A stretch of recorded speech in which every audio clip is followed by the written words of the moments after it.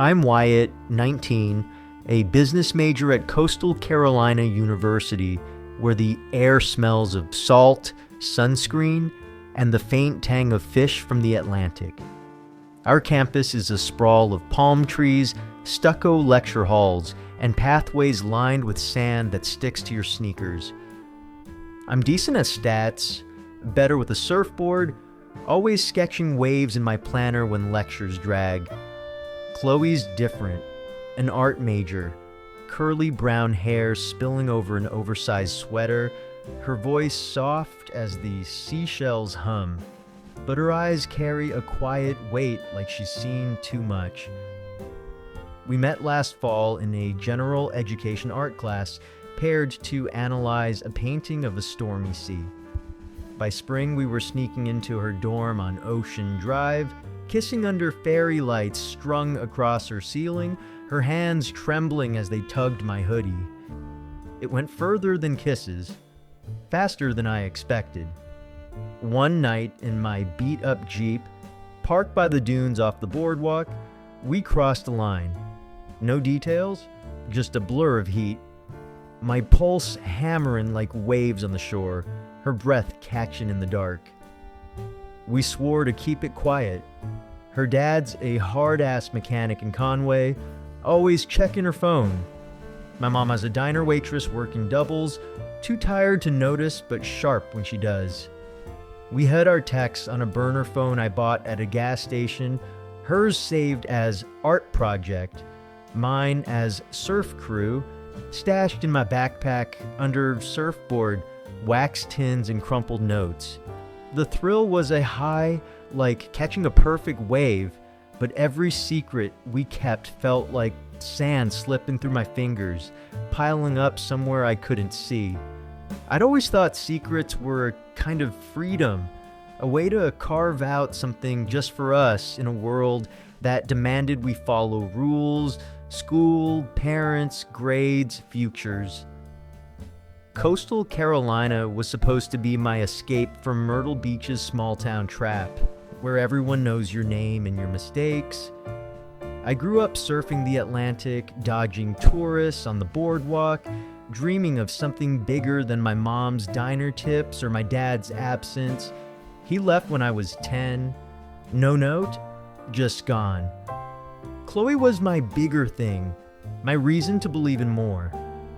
Her dorm room, with its sketch pads and paint-splattered desk, felt like a safe harbor, a place where we could be us without the world watching.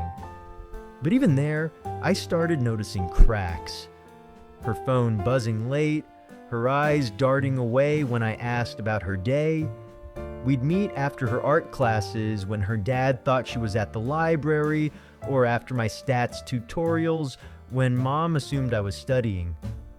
The boardwalk was our spot, under the weathered planks, where the neon lights from the arcade didn't reach and the ocean's roar drowned out our whispers.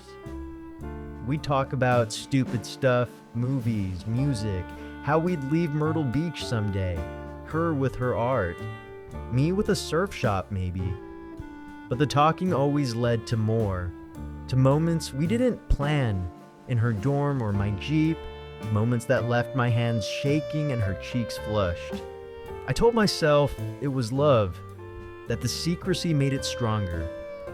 But every time I checked that burner phone, every time I saw her name light up the screen, I felt the weight of it, like sandbags tied to my ankles. Her dad called her every night at 9 p.m.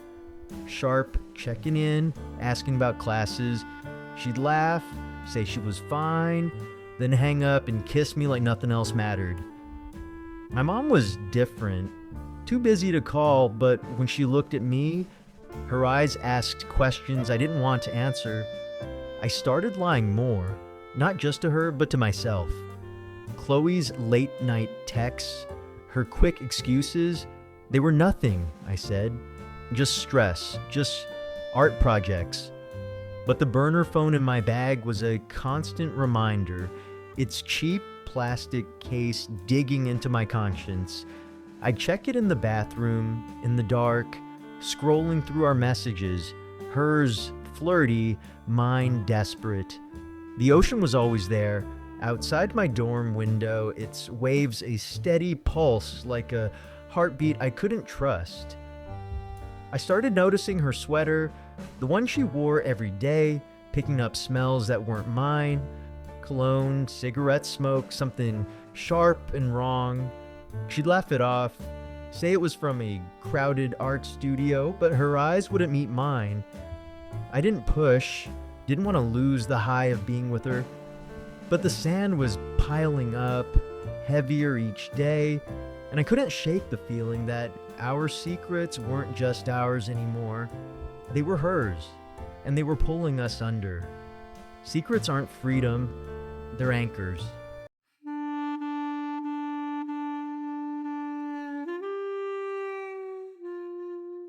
By March, Chloe started fading like a wave pulling back from the shore.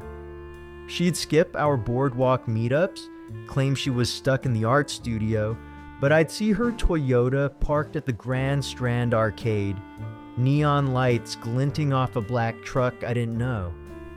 Dylan Reese, 21, a senior psych major with cropped black hair and a grin sharp as a switchblade, was always nearby, his hand brushing her arm too long. I didn't ask, didn't want to look like the jealous boyfriend, but I checked her phone once, left on my Jeep's passenger seat after a late-night drive-in movie. A text from D popped up. Last night was ours. My stomach churned, but I stayed silent, deleted the notification, and handed it back like nothing happened. We kept meeting in her dorm, her dad in Conway, my mom slinging hash browns at the diner. The rush was still there, her curls brushing my face, her hands pulling me close, but her sweater smelled of Dylan's cologne, musky and wrong, not the lavender she used to wear. She'd say she was with art friends painting murals till midnight, but sand stuck to her shoes, not from our beach, but from somewhere else. Somewhere I wasn't invited. I hid my burner phone deeper in my backpack, under textbooks and wax tins, checking it constantly, my fingers trembling over her messages, looking for clues. The ocean roared outside my dorm window, waves crashing like alarms, while the neon arcade signs flickered red in the distance, mocking me. I tried to ignore it, told myself it was just college. New people, new pressures. Chloe was an artist, free-spirited. Maybe she just needed space. But the signs kept piling up, like driftwood after a storm. Her phone buzzed at 2 a.m., not from me. She'd leave class early, say she had a deadline, but I'd see her car at the arcade, or worse, at a dive bar off Ocean Boulevard, Dylan's truck parked close. I started driving by those places, not to catch her, but to understand, to make sense of the knot in my chest. The neon lights burned my eyes, red and blue, flashing like warning signs I was too dumb to read. My roommate Sam noticed me getting quiet. He's a surfer too, dreadlocks and a chill vibe, always strumming his guitar in our dorm. "You okay, man?" he'd ask, his fingers pausing on the strings. "Just tired," I'd lie, staring at my planner's wave sketches, now darker, angrier. He'd nod, but his eyes said he knew more. I started skipping surf sessions, too busy checking my burner, rereading Chloe's texts. Short, vague, like she was writing to someone else. I'd lie awake, the ocean's pulse outside my window, wondering if she was with him, with Dylan, or someone else entirely. Her sweater, left on my couch once, had a cigarette butt tucked in the pocket. Not hers, she didn't smoke. I kept it, stupidly, in my backpack with the burner, like evidence I didn't want to face. The boardwalk was still our spot, but it felt different now. We'd meet under the planks, where the sand was cool and the waves drowned our voices. But her laugh was forced, her hands hesitant. We'd kiss, sometimes more. No details, just the aftermath. My heart racing, her eyes looking past me. I'd ask about her day, casual, but she'd change the subject. Talk about art or the ocean. The neon from the arcade glowed above us, red light bleeding through the boards, painting her face in shadows. I wanted to believe her, to hold on to the high of us, but the sand in her shoes, the cologne, the texts, they were piling up, heavier than the waves. I started lying more too. To Mom, saying I was at the library when I was with Chloe. To Sam, saying I was fine when I wasn't. To myself, saying it was just a phase, that Chloe loved me, that the secrets were worth it. But every time I saw her car at the arcade, every time I smelled that cologne, I felt the riptide pulling harder, dragging me towards something I couldn't name. The ocean never lied, but it didn't save you either. Lies burn like neon you can't unsee.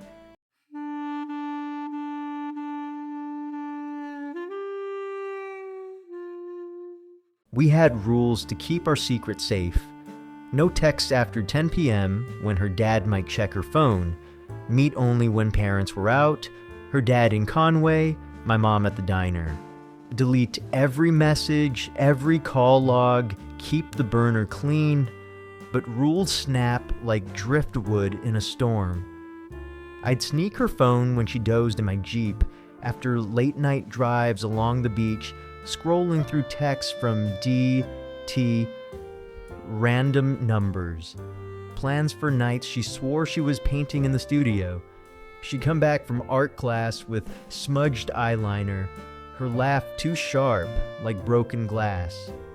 I snapped rules too, texting her at midnight, asking where she was, my thumbs shaking over the burner's cracked screen. She'd reply, call me clingy, tell me to chill, and I'd back off, scared she'd slip away for good. One night, we met under the boardwalk, waves crashing loud under the neon lights of the arcade. Her Toyota smelled of cigarette smoke, not hers. She didn't smoke. We didn't talk much, just lost ourselves in the dark. No details, just the aftermath.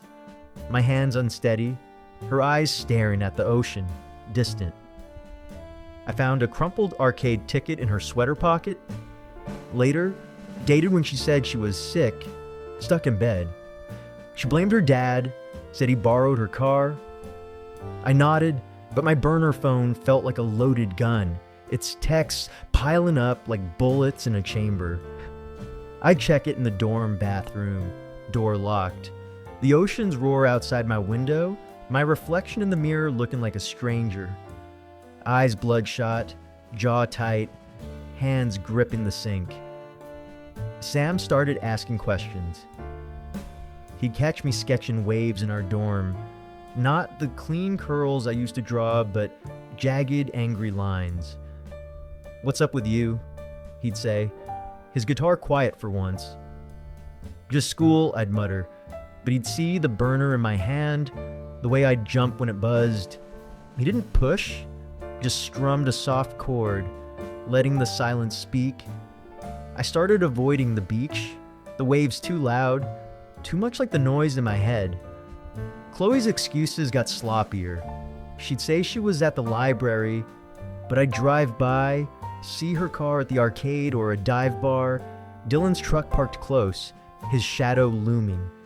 I'd sit in my Jeep, gripping the wheel, the neon signs flashing red, blue, red, like a pulse I couldn't escape. I tried to talk to her once in her dorm. Fairy lights glowed soft, her sketch pad scattered on the bed, but her eyes were somewhere else. I asked about her day, about the studio, but she'd laugh, change the topic, pull me close. We'd end up tangled, no details, just the aftermath. Her curls against my cheek, my heart pounding, her breath uneven. But the cologne was there, on her sweater, her skin, not mine. I didn't ask about Dylan, didn't want to hear the truth. The burner phone sat heavy in my backpack, its screen lighting up with her name, but the messages felt like they were meant for someone else. The ocean outside her window crashed, waves relentless, like they knew what I wouldn't say. I started keeping a mental list: dates, places, smells. The arcade ticket, the cigarette butt, the text from D. I didn't write them down. Writing them made them real, made me have to act. But the sand was everywhere. On her shoes, in her car, in my thoughts. It wasn't our sand, not from our beach. It was from somewhere else, somewhere she went without me, and it was pulling us apart, wave by wave. Rules drown when trust is foam.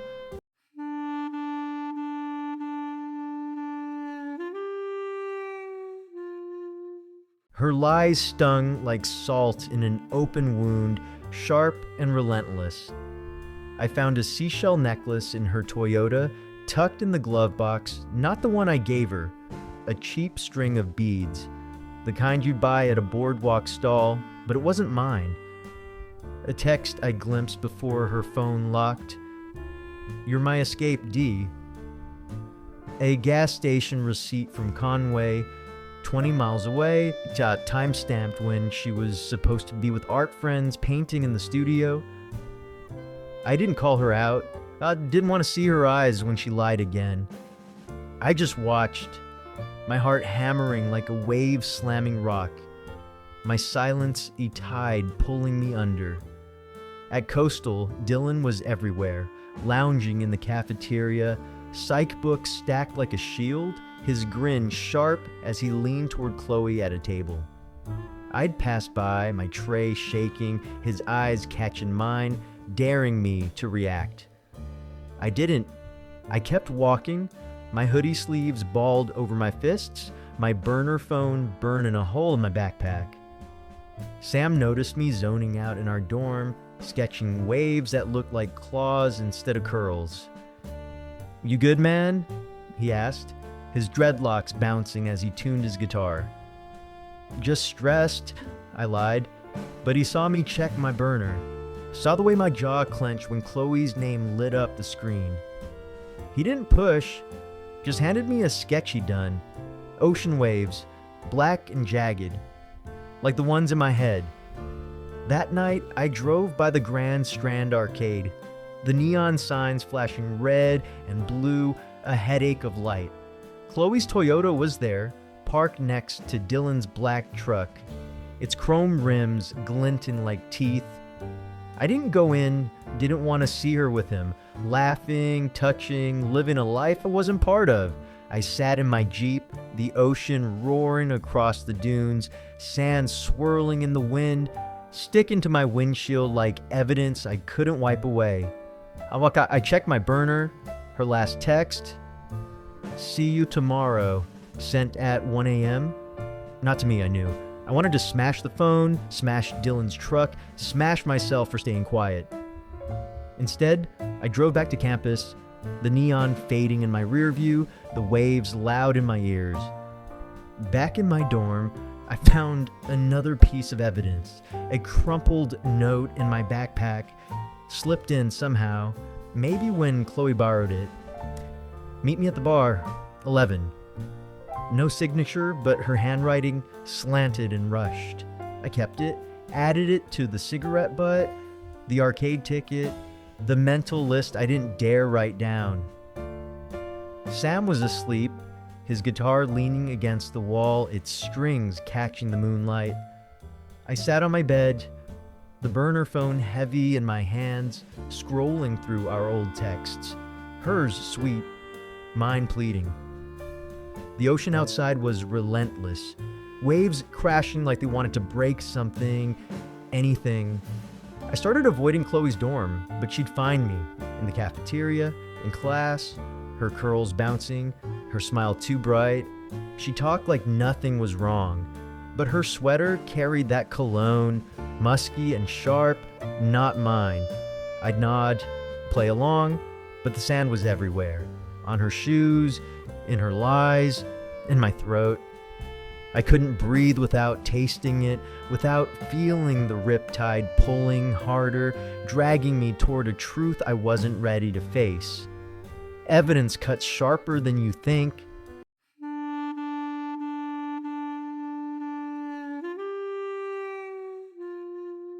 I couldn't choke it down anymore. April, Myrtle Beach sweltering, the air thick with salt and heat, waves crashing heavy against the shore. I followed Chloe to the Grand Strand Arcade, my Jeep rattling over sandy asphalt, the neon signs burning red and blue in the dusk. Her Toyota was parked next to Dylan's truck, their shadows tangled in the cab, too close, too real. My breath fogged the windshield, my fists clenched in my hoodie pockets, the burner phone buzzing in my backpack, her text, "At the studio, you..." A lie, bold as the neon above. I waited till Dylan left, his grin flashing as he walked into the arcade, then I knocked on her window hard. Chloe jumped, her curls bouncing, eyes wide as she opened the door. "What are you doing here, Wyatt?" Her voice was sharp, but her hands shook, betraying her. I spilled it, my voice low, trembling. "I know about Dylan, the others, the lies, the texts, the necklace, the receipts, the cologne." Her face crumpled, then hardened, her eyes flashing like a cornered animal's. "You're stalking me?" she hissed, her sweater slipping off one shoulder, exposing skin that smelled of him. I shouted back, the words pouring like waves. "I saw you, Chloe. The arcade, the bar, the nights you said you were painting. I know." She didn't deny it. Her voice broke, tears falling as she admitted it, Dylan pushing her, making her feel small, telling her she owed him. Other guys too, from his parties, his friends, nights she couldn't escape. "He's not you," she whispered. But it wasn't enough. I was drowning, her words salt in my wounds. "You chose this," I said, my voice cracking. "You chose him." She grabbed my arm, begged me to listen, but I shook her off, slammed her door, and walked into the night. The ocean roared, waves crashing like my rage, the neon arcade sign glowing red, a scar in the dark. I drove to the boardwalk, parked by the dunes, and smashed my burner phone against the railing, the screen shattering like my trust, plastic bits scattering in the sand. My hands shook, my chest tight, the waves pounding like they wanted to swallow me whole. Chloe's text came through on my real phone. "Sorry, Wyatt, please talk," but I didn't read it. Didn't want her voice in my head. I stood here, sand sticking to my sneakers, the neon lights flickering behind me, red and blue, like the pulse of a lie I couldn't outrun. I wanted to scream, to find Dylan, to break something bigger than a phone, but I just stood there, the ocean louder than my thoughts, pulling me under. Speaking breaks the cage, but not the pain.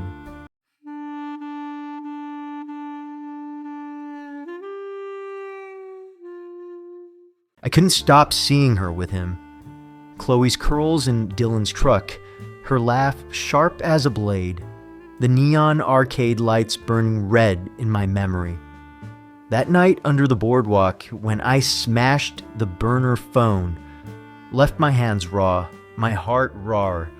The ocean's roar was deafening, waves crashing like they wanted to drown my rage, but it kept rising, a tide I couldn't hold back. I drove back to my dorm, sand still stuck to my sneakers, the air thick with salt and regret.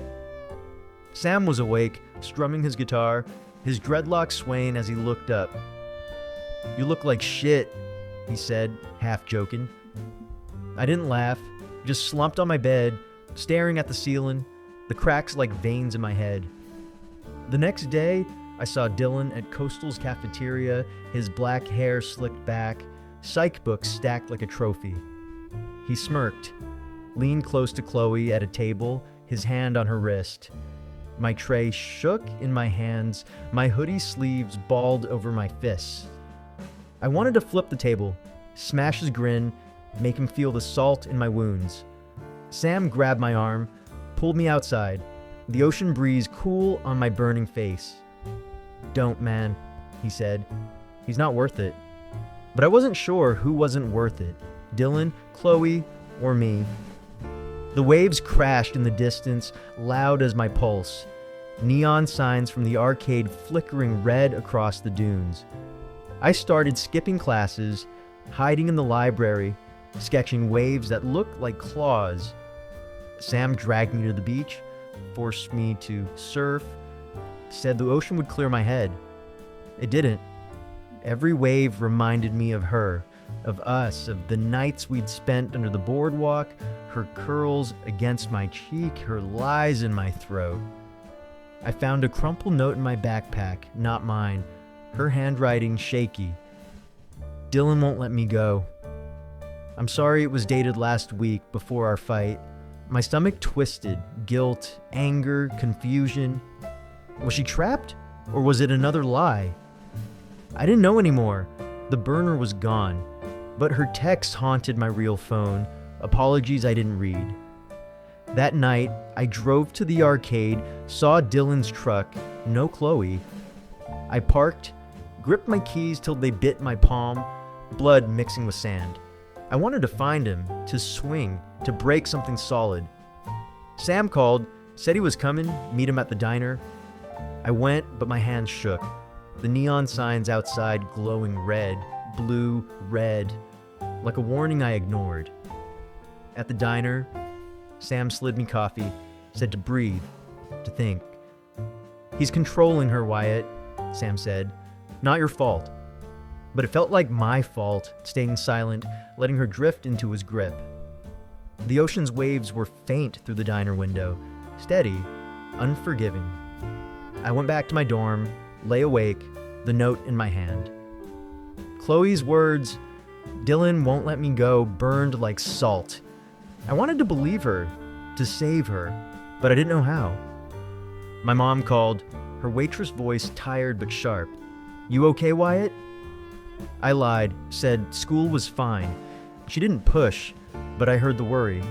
The waves outside my window crashed, relentless, like they knew I was losing control. Rage blinds you, but friends keep you afloat.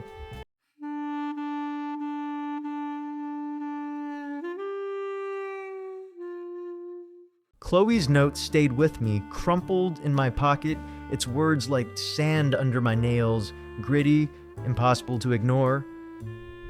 "Dylan won't let me go." I'm sorry I read it over and over, in my dorm, in the library, in my Jeep. The ocean's roar, a constant hum in my ears. Was she a victim? Or was it another lie? I didn't know, and that not knowing was a knife, twisting deeper every time I saw her at Coastal. Her curls tucked behind her ear, her oversized sweater hiding her frame, her eyes avoiding mine. I wanted to grab her, demand answers, but my silence held me back, heavy as the dunes. Sam caught me sketching in the dorm, waves jagged and black, not the smooth curls I used to draw. "You gotta talk to her," he said, his guitar quiet, his dreadlocks still. I showed him the note, my hands shaking. He read it, frowned, said, "Sounds like he's got her scared, man." Not your fault, but it felt like my fault. Every time I didn't ask, didn't push, didn't save her. I'd seen her with Dylan, seen his grip on her wrist, his smirk like a blade. Was that control, or was she choosing it? The sand in my thoughts was endless, piling up, burying me. I drove to the boardwalk, stood under the planks where we'd kissed, the neon arcade lights flickering red above. Sand stuck to my sneakers, the same sand from her lies, from nights she wasn't mine. I found another artifact, a seashell necklace on my Jeep's floor, hers, left behind. I held it, the beads cold, like evidence of a crime I didn't commit. The ocean crashed nearby, waves loud as my pulse, telling me to move, to act. But I just stood there, the note burning in my pocket, Chloe's words looping. I'm sorry. At Coastal, I saw her in art class, her sketch pad open to a painting of waves, dark and stormy. I tried to talk, cornered her after class. Why didn't you tell me? I asked, my voice low, raw. She flinched, her eyes wet. He scares me, Wyatt, she whispered. Dylan, he says I owe him, says I can't leave. Her voice broke, and I saw it then, the fear, not just lies. My anger shifted, not gone, but aimed at him now. I wanted to find him, make him pay, but Sam's words echoed, not worth it. I walked away, sand under my nails, the ocean's roar louder than my thoughts. I went to the diner, Mom working the counter, her apron stained with coffee. She saw my face, asked what's wrong. Just school, I lied, but her eyes narrowed like she knew. I didn't tell her about Chloe, about Dylan, about the note. I couldn't. The neon sign outside glowed red, a warning I was starting to hear. I needed to do something. But what? Save her. Save myself or let it all crash like the waves. Understanding shifts the tide, but it stings.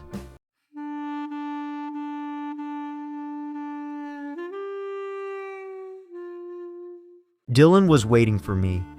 Not literally, not yet, but his shadow was everywhere. His truck at the arcade, his cologne on Chloe's sweater, his name in her note. I went to a campus party that weekend, trying to shake the sand from my head, but he was there, leaning against a wall, black hair slicked back, psych books under his arm like a prop.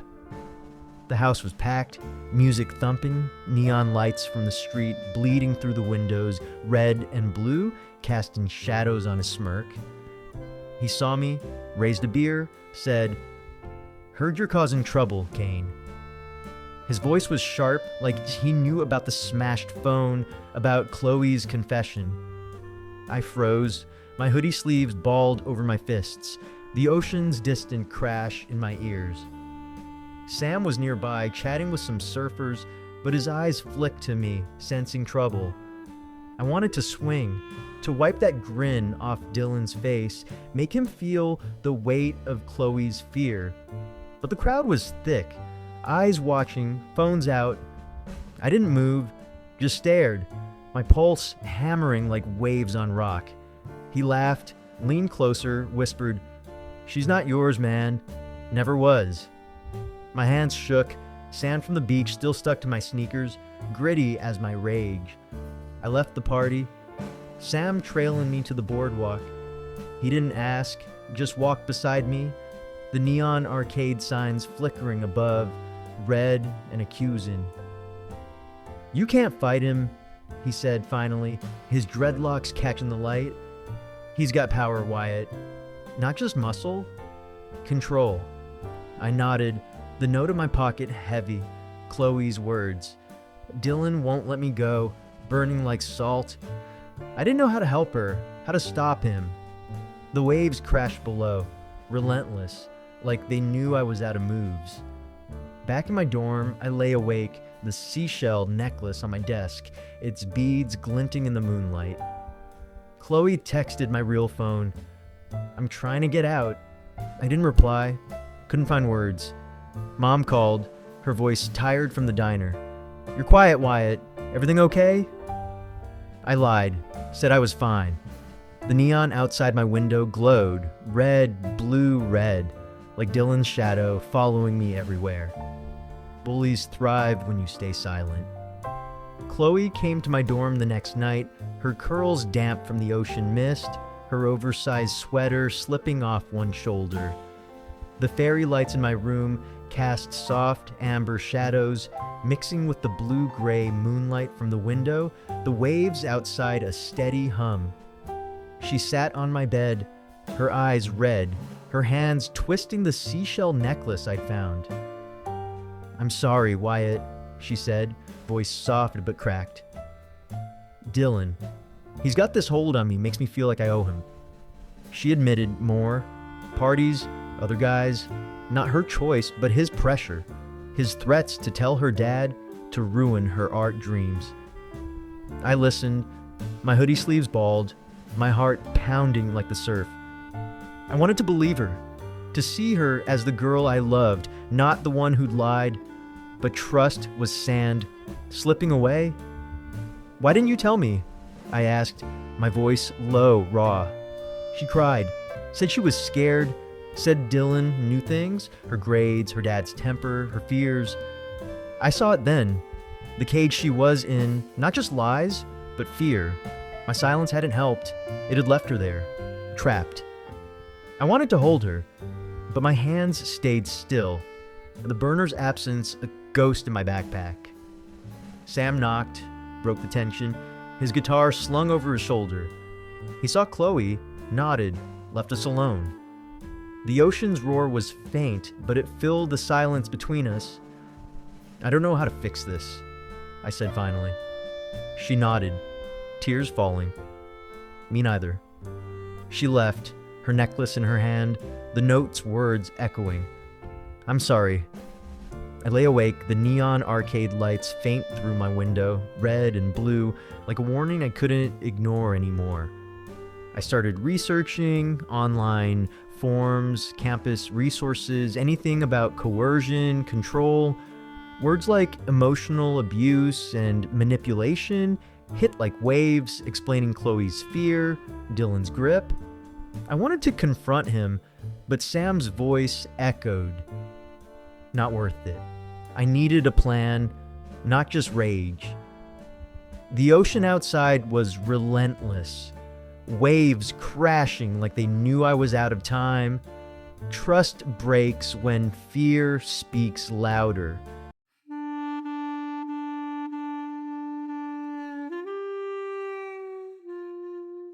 I snapped that Friday, saw Dylan at Coastal's quad, his black hair gleaming under the sun, his smirk sharp as he leaned into Chloe, her eyes down. I didn't think, just acted. His truck was parked by the arcade, chrome rims glinting like his grin. I grabbed a rock from the beach lot, sand sticking to my palms, and smashed his driver's side window, glass spider webbing, the sound loud as a wave's crash. I didn't hit him, didn't see him, just ran, my hoodie flapping, the ocean roaring across the dunes. Sam found me at the boardwalk, his dreadlocks bouncing as he jogged up. "What the hell, Wyatt?" he panted. "Campus security's looking for you."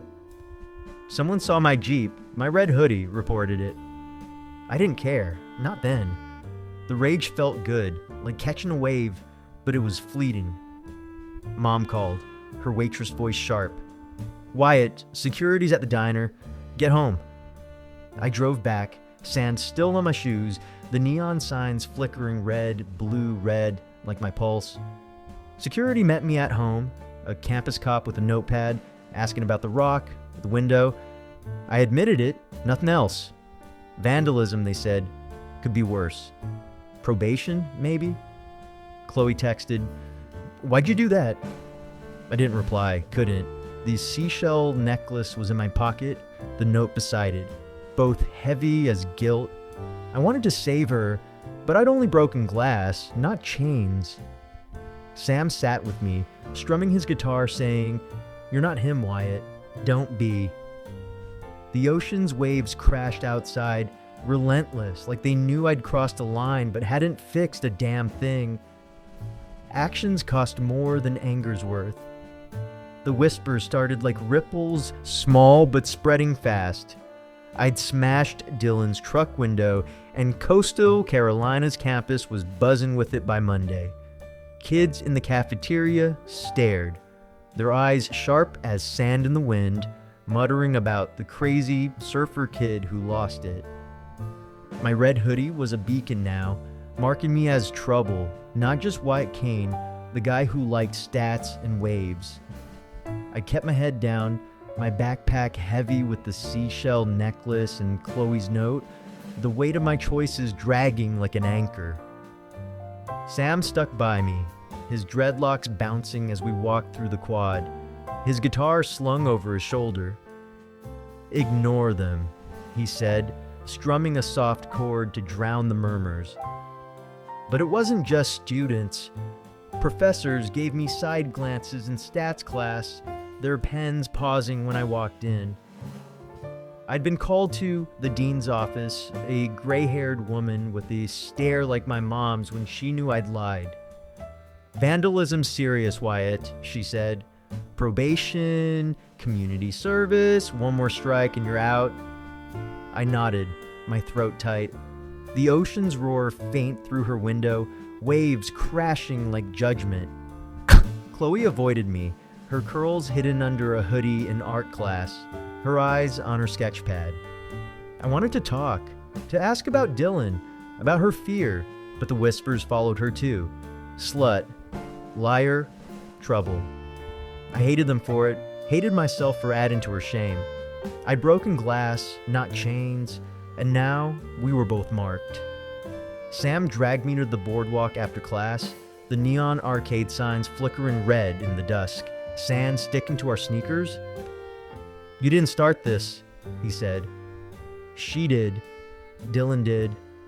But it felt like I did, staying silent, letting her secrets pile like driftwood. I found another artifact in my backpack. A crumpled receipt from a dive bar off Ocean Boulevard, not mine, dated last week. Chloe's handwriting was on it, a scribbled "sorry" in the corner. I kept it, added it to the necklace, the note, my mental list of evidence I couldn't shake. The ocean crashed nearby, waves loud as the whispers, telling me to move, to act, but I didn't know how. Mom called, her waitress voice sharp. "Heard about the truck, Wyatt. What's going on?" I lied, said it was a mistake. Her silence was worse than the campus gossip. I started skipping surf sessions, too raw to face the waves. Sam tried to pull me out, brought me coffee, played his guitar, but the whispers were everywhere. In the dorm, the quad, my head. Chloe's note burned in my pocket. Dylan won't let me go, and I wondered if I'd let her go or if I'd trapped us both. The neon signs glowed red, blue, red, like a pulse I couldn't escape. The ocean's waves crashing relentless outside my window. Gossip cuts deeper than you think.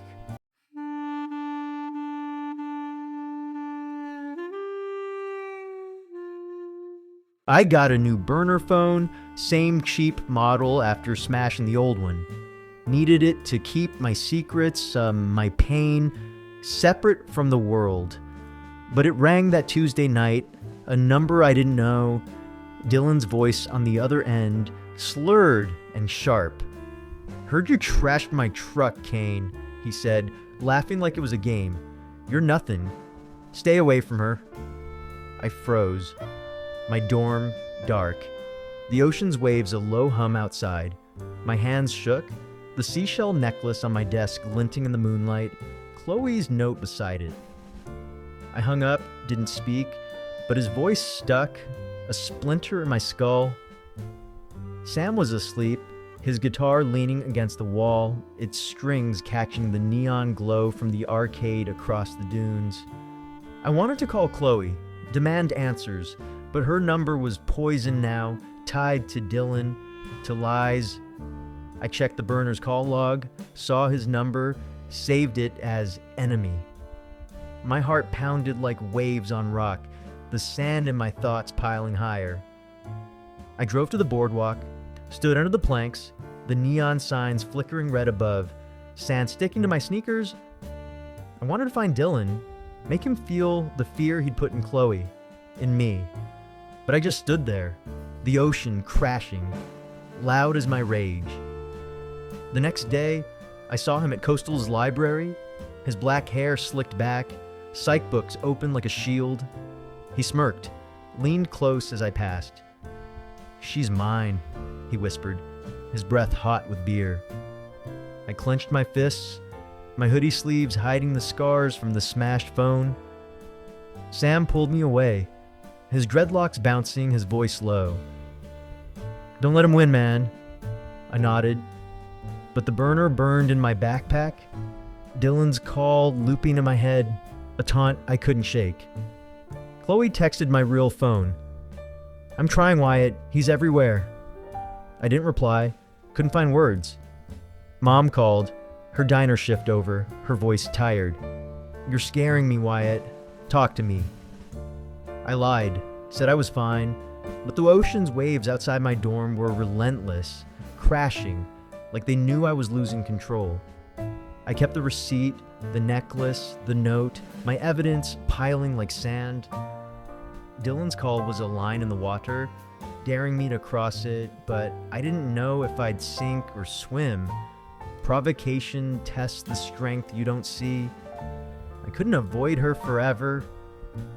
Wednesday night, I found Chloe at the boardwalk, sitting on the dunes, her curls damp from the ocean mist, her oversized sweater slipping off one shoulder. The neon arcade signs glowed red above, casting shadows on her face, her eyes red from crying. I sat beside her, sand sticking to my jeans, the waves crashing loud below. I didn't plan to talk, but the words came, raw and heavy. "Why didn't you leave him, Chloe? Why keep lying?" She flinched, her hands twisting the seashell necklace, her voice barely a whisper. "He scares me, Wyatt. Says he'll tell my dad. Ruin my art. Ruin me." I listened, my hoodie sleeves balled, the ocean's roar filling the silence. She told me more. Dylan's threats, his parties, how he'd push her to drink, to stay, to be with his friends. Not her choice, she said. Tears falling, but she didn't know how to stop. I saw it then. The cage she was in, not just lies, but fear, control.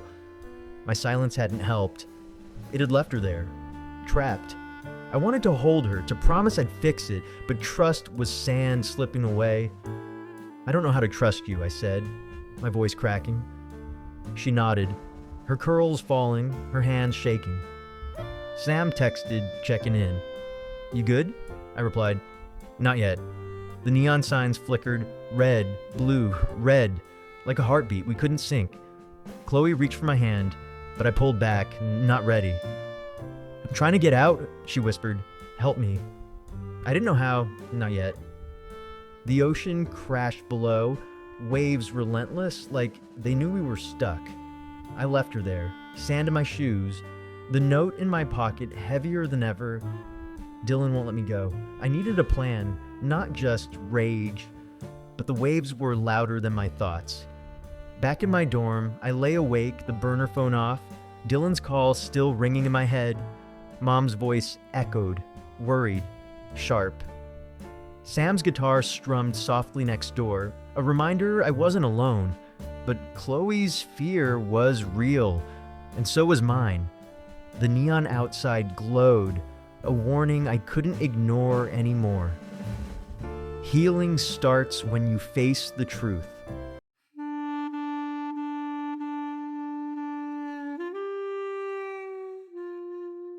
Mom found out about the vandalism. She was waiting at the diner Thursday, her apron stained, her waitress eyes sharp as a cop's. Campus security called, "Wyatt," she said, voice low, tired. "What the hell's going on?" I sat across from her, the neon diner sign glowing, red through the window, sand still in my shoes from the boardwalk. I told her half the truth, the truck, the rock, my anger. Not about Chloe, not about Dylan, not about the secrets. She didn't push, just called her friend, a campus cop named Officer Tate, who showed up with a notepad and a stare like my dad's before he left. Tate didn't lecture. He'd seen Dylan around, he said, heard rumors, parties, pressure, girls scared. He'd warned him once, could do it again. "Stay clean, Kane," he said, handing me his card. "Call if you need me." I nodded. my throat tight, the seashell necklace heavy in my pocket. Mom watched me leave, her eyes saying she knew more than I told. The ocean's waves crashed outside, faint but steady, like a clock ticking down. I went back to Coastal, saw Chloe in the quad, her curls tucked under a hoodie, her eyes avoiding mine. Dylan was there too, his black hair gleaming, his smirk gone when Tate walked by, badge glinting. I didn't feel safe, just less alone. Sam met me at the dorm, his guitar quiet, his dreadlocks still. "You told your mom?" he asked. "Some," I said. He nodded, strummed a chord. The neon arcade signs glowed across the dunes, red and blue, less threatening now. I kept Tate's card, the note, the necklace, my evidence shifting from pain to purpose. I started researching more.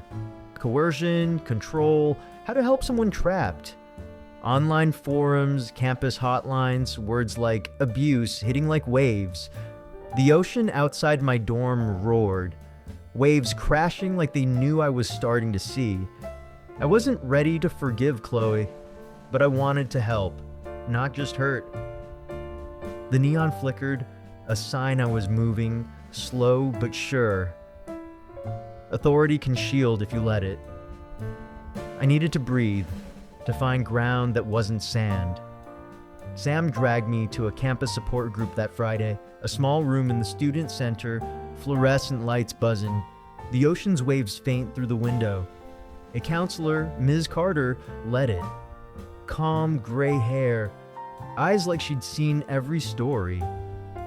Kids sat in a circle, some my age, some older, sharing tales of betrayal, control, pain. A girl, Mia, talked about her ex, how he'd pushed her into things she didn't want, how silence trapped her.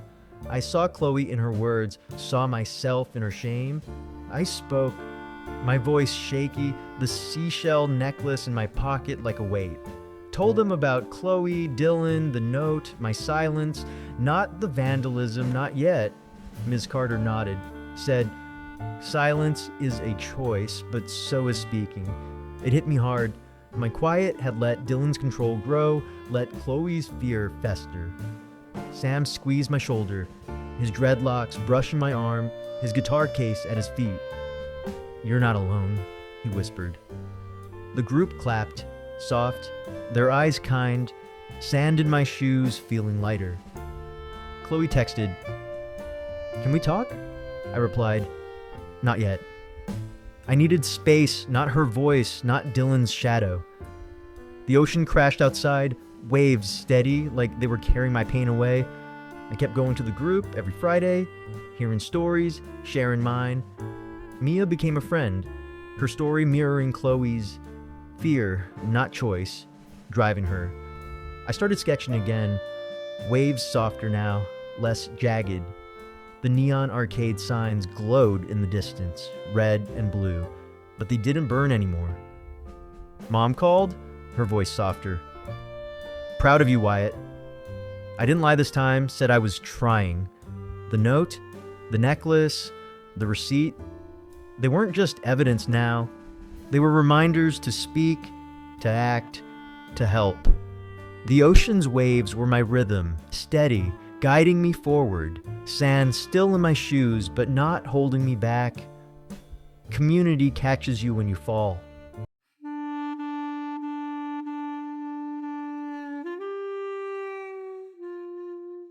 Dylan was gone, or so the whisper said.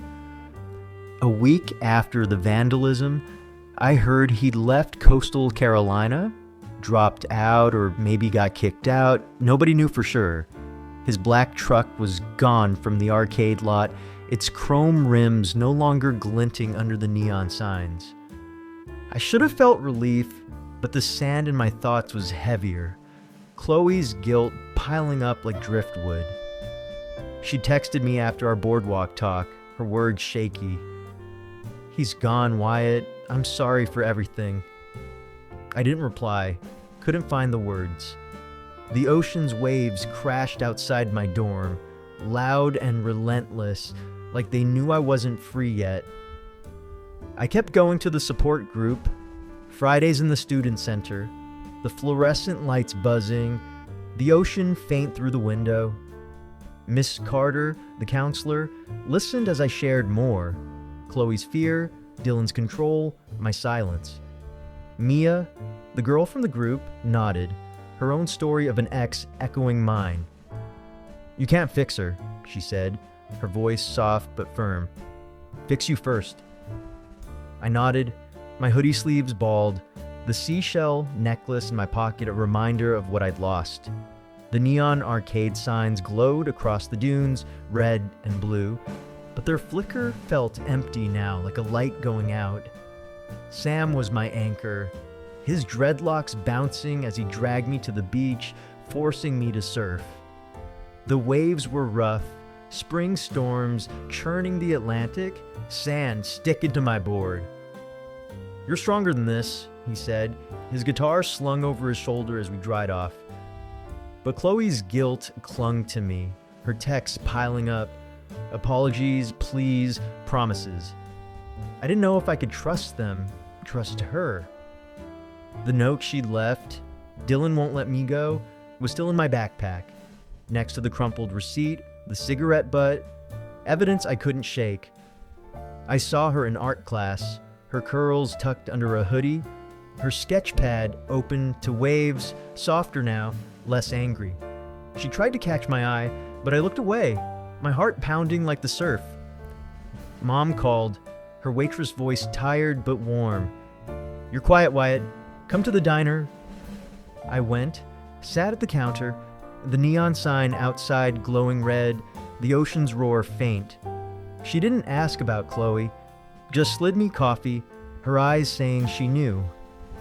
I wanted to tell her, but the sand was too heavy, the waves too loud.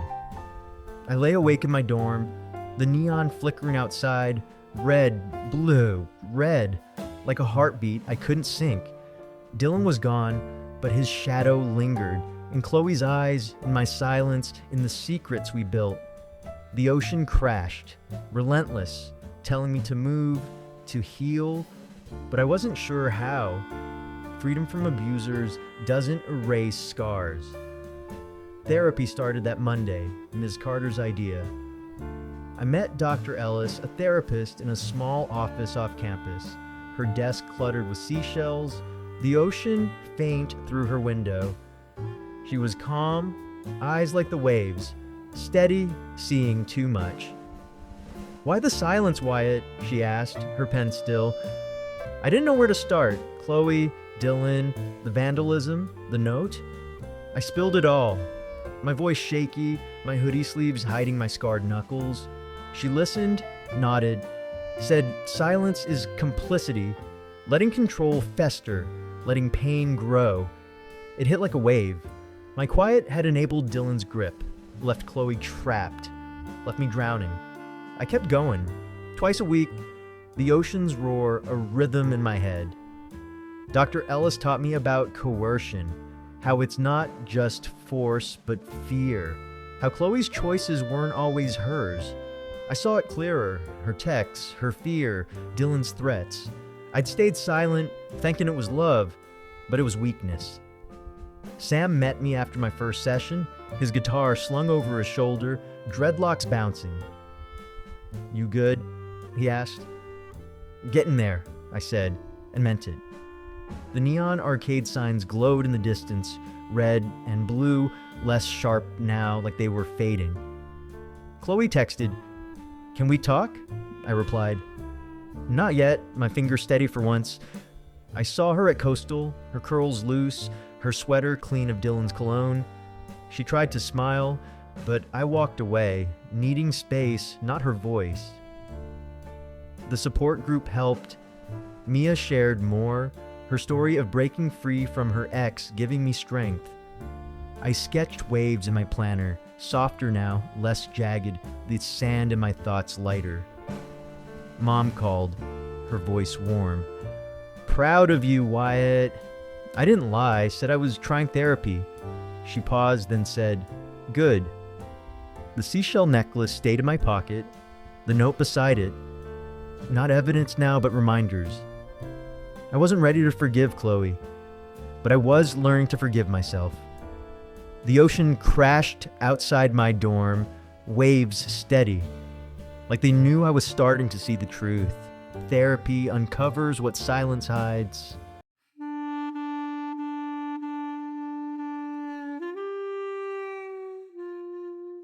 Chloe left a letter in my dorm mailbox, slipped under the door Tuesday night. Her handwriting, shaky on crumpled paper. Wyatt, I was scared. Dylan made me feel like I had no choice. I'm sorry for the lies, for hurting you. Please forgive me. I read it on the beach, sand sticking to my sneakers, the ocean's waves crashing loud under the boardwalk. The neon arcade signs glowed red in the dusk, their flicker softer now, like a memory fading. I wanted to believe her, but trust was sand, slipping through my fingers. I showed the letter to Sam, his guitar quiet as he read. "She's trying, man," he said, his dreadlocks still in the moonlight. "But you don't owe her anything." I nodded. The seashell necklace heavy in my pocket? Its beads cold. I saw Chloe in art class, her curls tucked under a scarf, her eyes red. I didn't talk, just watched her sketch waves, her hands trembling. Dr. Ellis had said, "Forgiveness isn't agreement. It's letting go for you, not them." I wasn't there yet, but her letter was a crack in the wall I'd built. The support group met Friday, Ms. Carter's voice calm as I shared the letter. Mia nodded, said her ex wrote one too. Didn't change the pain. "You decide what it means," she said. I kept the letter, added it to the receipt, the cigarette butt, my reminders of what I'd lost. Mom saw me at the diner, her apron stained, her eyes soft. "You're different, Wyatt," she said. Stronger. I didn't tell her about the letter, but I felt it. The sand lighter in my shoes. I walked the boardwalk alone, the ocean's waves steady, the neon signs flickering red, blue, red. Chloe's letter wasn't a fix, but it was a start. I wasn't ready to reply, but I was ready to keep moving, to keep healing. The waves crashed, telling me to let go, just a little. Confession opens doors, not answers. I went back to the Grand Strand arcade Saturday night, needing to face it. The neon signs glowed red and blue, but the lot was empty. No Chloe's Toyota, no Dylan's truck. The arcade was quieter, fewer kids, the games humming soft under the lights. I stood outside, sand sticking to my sneakers, the ocean's waves crashing across the dunes. The place felt hollow, like a shell without its echo, the memories of Chloe's lies fading under the neon's empty glow. Inside, I played a claw machine, dropped a quarter, watched it miss. A kid laughed, said I sucked. I grinned, felt lighter. Sam met me there, his dreadlocks bouncing, his guitar case slung over his shoulder. "You good?" he asked, tossing me a soda. "Better," I said, and meant it. We walked the boardwalk, the neon signs flickering behind us, red and blue, less heavy now. I pulled the seashell necklace from my pocket, let it dangle in the moonlight, its beads catching the waves' rhythm. Dr. Ellis had said, "Places hold power only if you give it to them." The arcade wasn't my cage anymore. It was just a place, neon and sand, not my pain. Chloe texted, "Saw you at the arcade. Can we talk?" I replied. "Maybe soon." I wasn't ready, but I wasn't running either. Mom called, her voice warm from the diner. "Come by, Wyatt." I went, sat at the counter, the neon sign outside glowing red, the ocean faint. She slid me pie, said, I looked alive again. The letter, the necklace, the receipt, they were just things now, not chains. The waves crashed outside, steady, like they knew I was letting go, piece by piece.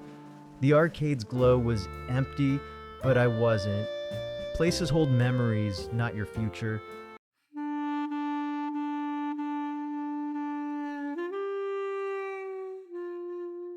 Dylan came back. Monday. I saw his truck at Coastal's parking lot, chrome rims glinting like a threat. My heart pounded, sand in my thoughts piling up again. He was in the quad, his black hair slicked back, leaning against a tree. No smirk this time, just eyes like knives.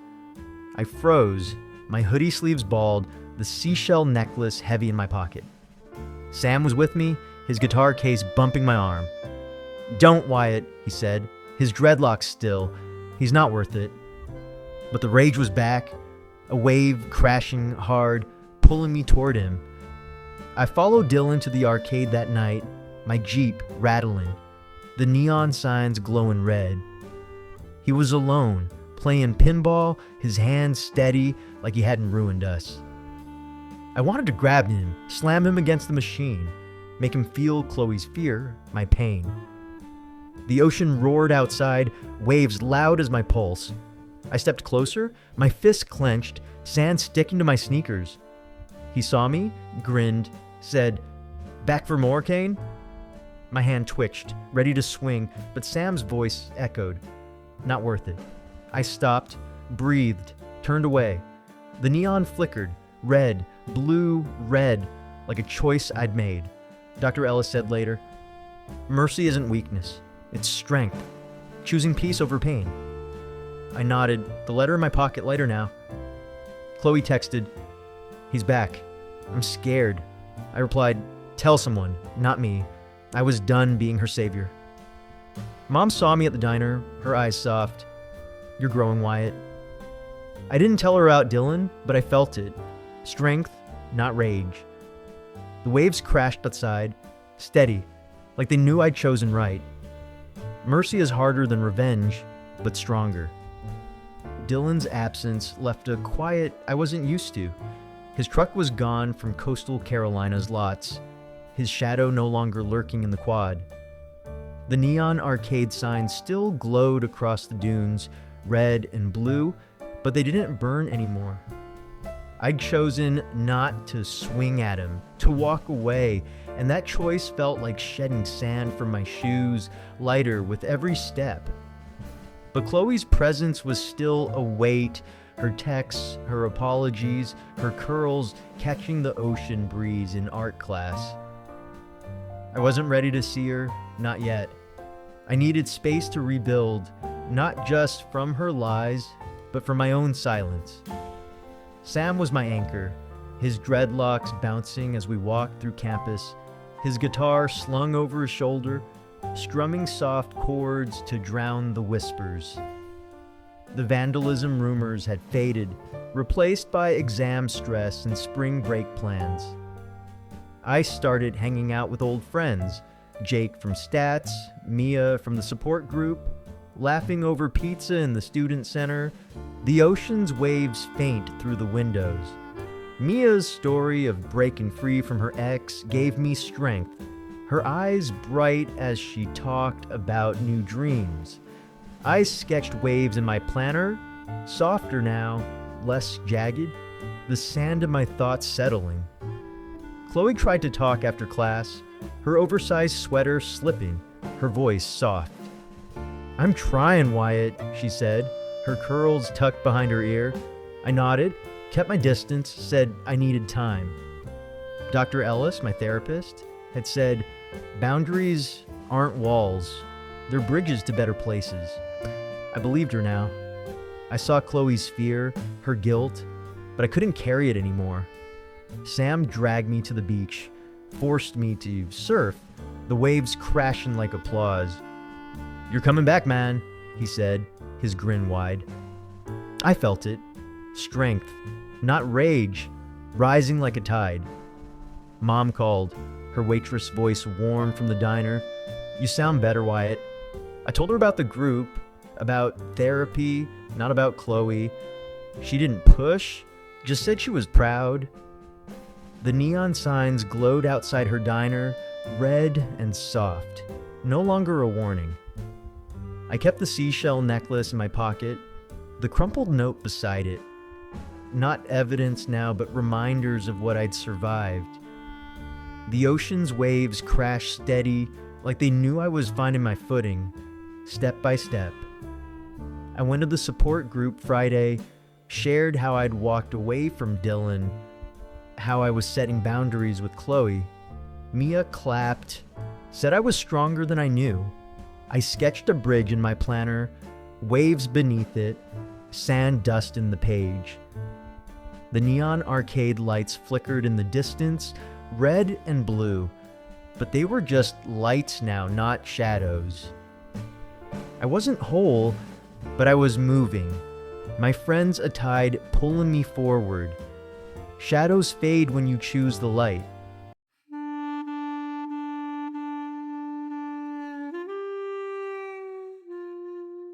Mom's diner became my safe harbor. Saturday night after her shift, she locked up. The neon sign outside dimming to a soft red glow, the ocean's waves faint through the open windows. I sat at the counter, sand still in my sneakers from a surf session, my planner open to wave sketches. Mom slid me coffee, her apron stained, her eyes softer than I'd seen in years. "You're different, Wyatt," she said, stronger. I nodded, told her about therapy, about Dylan's control over Chloe, about my silence. Not everything, but enough. She sat beside me, her hands worn from years of waiting tables, and shared her own story. My dad, before he left, had cheated, lied, made her feel small.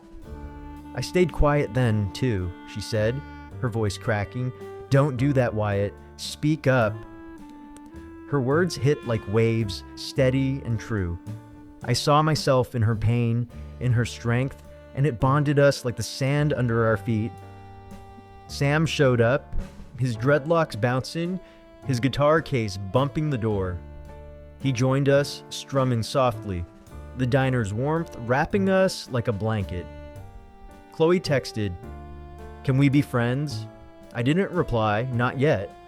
Dr. Ellis had said healing means choosing who you let in, not just forgiving. I saw Chloe at Coastal, her curls loose, her eyes less haunted, but I kept my distance. The support group met, Mia sharing her own family story, her voice steady.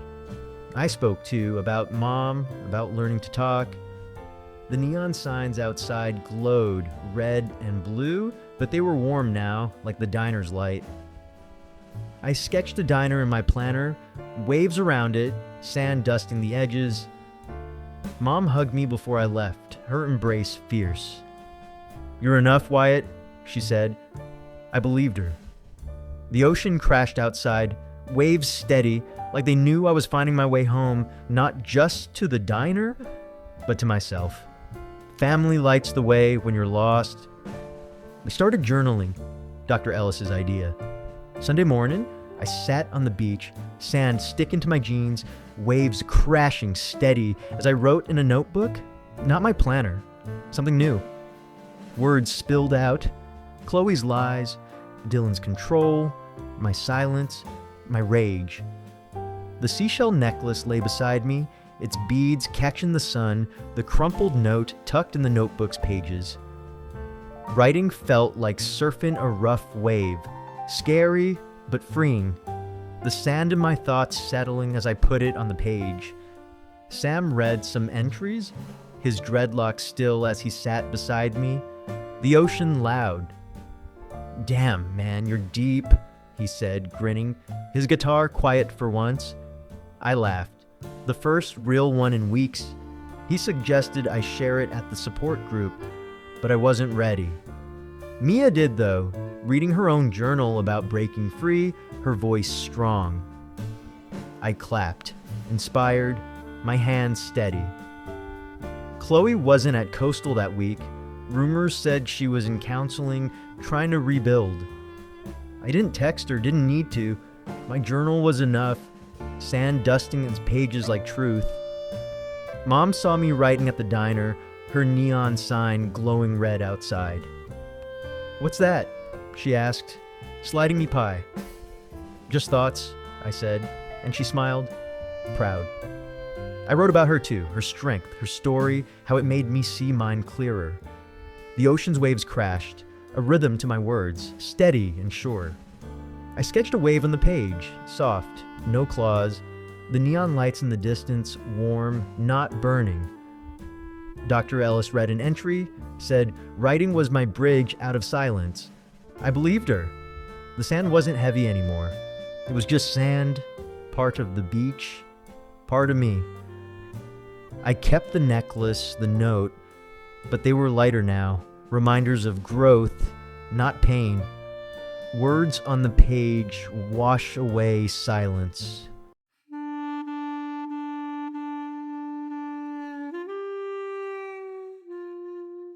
Chloe showed up at my dorm Monday night, her curls damp from the ocean mist, her oversized sweater clean of Dylan's cologne.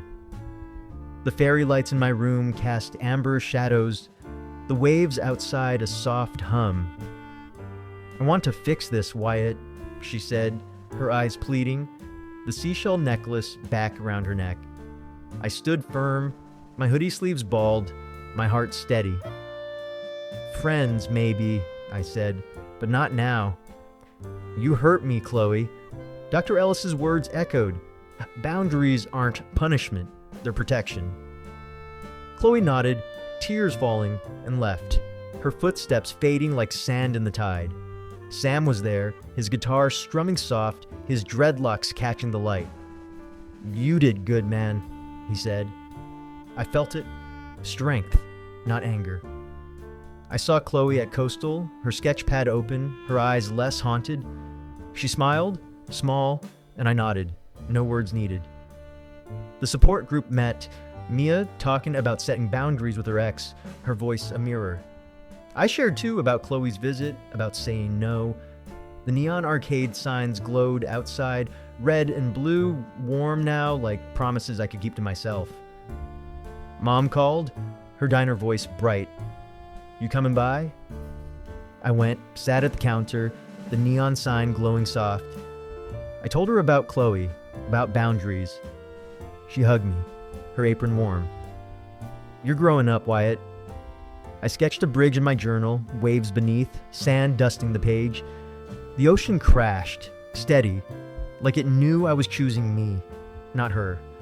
I kept the crumpled note, the receipt, but they were just paper now, not chains. The neon lights flickered, red and blue, no longer lies but lights, guiding me forward. Promises to yourself shine brighter than neon. Regret hit like a rogue wave. Tuesday, I sat on the dunes, sand sticking to my jeans, the ocean crashing loud as I journaled about my role in Chloe's cage. I'd stayed silent, thinking it was love, but it was fear. Fear of losing her. Fear of being alone. Dr. Ellis had said, regret is a teacher, not a trap, but it felt like sand in my throat, heavy and rough. The seashell necklace lay in my palm, its beads cold, the crumpled note beside it. Chloe's words fading, but mine growing sharper. Sam surfed with me, his dreadlocks wet, his grin wide. You're beating yourself up, he said, dodging a wave. You didn't make her choices. I knew he was right, but the guilt lingered. Every time I didn't ask, didn't push, I'd let Dylan's control tighten. I wrote it out, pages of regret, sand dusting my notebook. The support group listened as I shared, Mia nodding, saying she'd blamed herself too. Forgive you first, she said. I tried, sketching waves softer, less angry, the neon arcade lights glowing warm in the distance. Chloe was at Coastal, her curls loose, her sketch pad full of new art, flowers, not waves. She didn't approach, just nodded, a small piece. I didn't hate her anymore, but I didn't trust her either. Mom saw me at the diner, her neon sign red and steady. You're enough, Wyatt, she said, sliding me coffee. I believed her, wrote it in my journal, sand on the page like a promise. The ocean crashed, waves steady, like they knew I was learning to forgive, not just Chloe, but me. The neon flickered, red and blue, a light I could follow without sinking. Regret teaches when you let it go.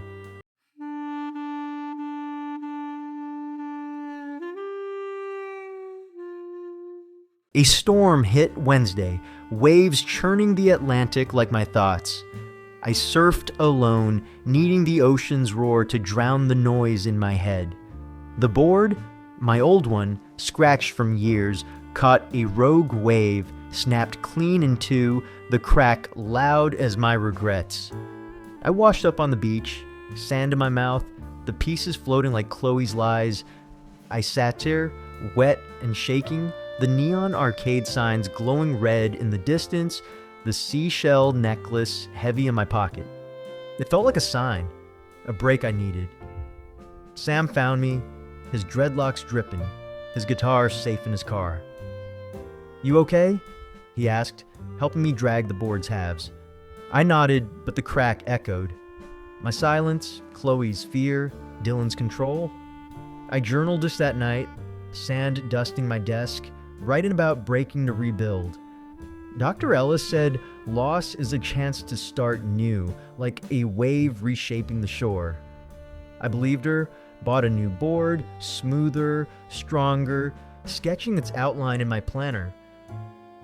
Chloe was at Coastal, her eyes softer, her art brighter. She didn't speak, just left a note in my mailbox. "I'm in therapy. Thanks for not hating me."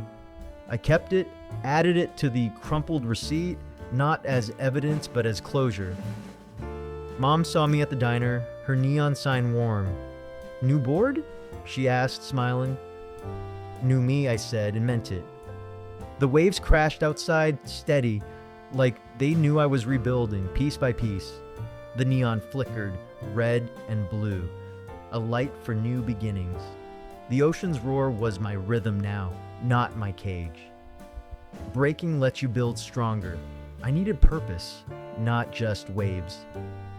Thursday, I organized a support group event at Coastal Student Center, a night of stories and art, sand dusting the floor for my sneakers. Mia helped, her voice strong as she shared her ex's control, her eyes bright with hope.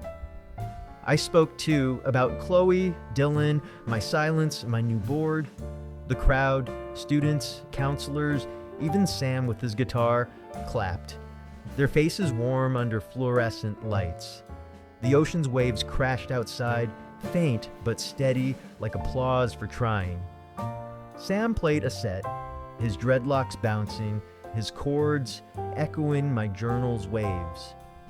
Chloe showed up, her curls loose, her sketch pad under her arm.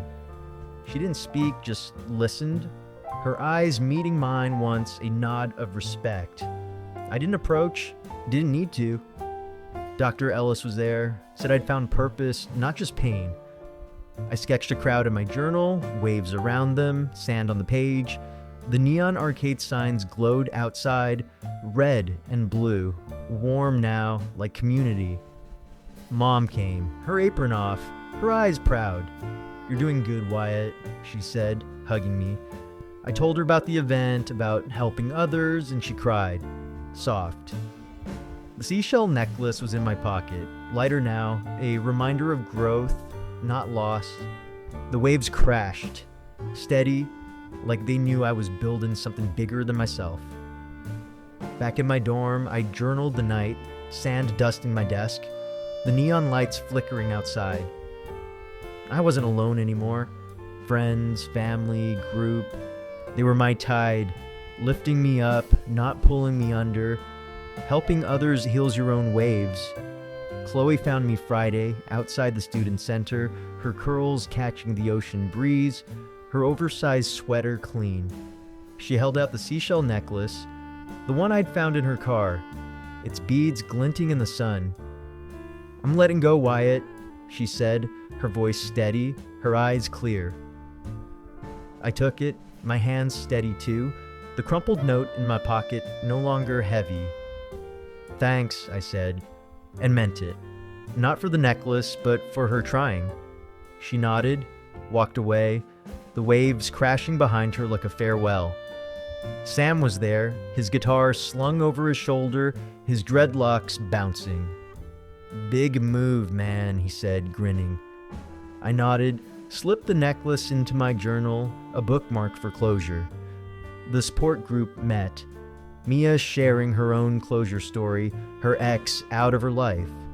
I spoke about the necklace, about letting go, and they clapped, their faces warm. Dr. Ellis said closure is a gift you give yourself, not others. I believed her. Sketched a wave in my journal, smooth and soft, sand dusting the page.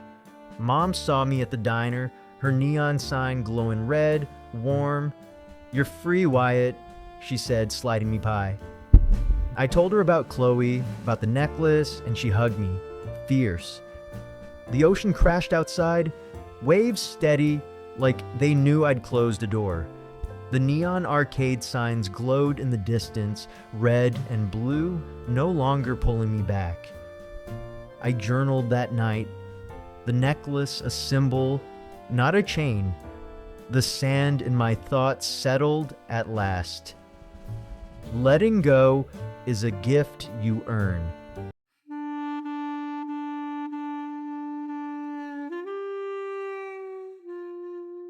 I drove past the arcade Saturday night, my Jeep rattling over sandy asphalt, the neon signs glowing red and blue in my rearview mirror. They didn't pull me anymore. No Chloe, no Dylan, just lights fading as I headed to the beach. I parked by the dunes, sand sticking to my sneakers, the ocean's waves crashing steady under the stars. I wasn't running from the past. I was driving past it, free.